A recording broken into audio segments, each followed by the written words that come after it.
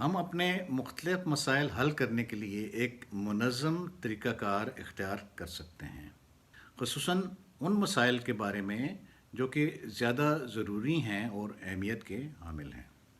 اس مقصد کے لیے ہمیں یہ اقدام اٹھانے کی ضرورت ہے۔ سب سے پہلے تو ہم یہ فیصلہ کریں کہ ہمارا مسئلہ کیا ہے، یعنی ہم پرابلم کو ڈیفائن کریں۔ اس کے بعد ہم اس مسئلے کے جو مختلف پہلو ہیں ان کے بارے میں معلومات اکٹھی کریں۔ اس کے بعد ہم یہ دیکھیں کہ اس مسئلے کو حل کرنے کے لیے ہمارے پاس کیا کیا طریقے موجود ہیں یا ہمارے پاس کون سی آپشنز ہیں۔ پھر ہم ہر آپشن کے فائدے اور نقصانات دیکھیں۔ اس کے بعد ہم جو بہترین آپشن ہے جس کے فائدے زیادہ ہیں اور نقصانات کم ہیں اس کا انتخاب کریں اور اس کو عمل میں لے آئیں۔ عمل میں لانے کے بعد جو بھی نتیجہ نکلتا ہے اس کی روشنی میں ہم اس میں ضروری تبدیلی کریں۔ شکریہ۔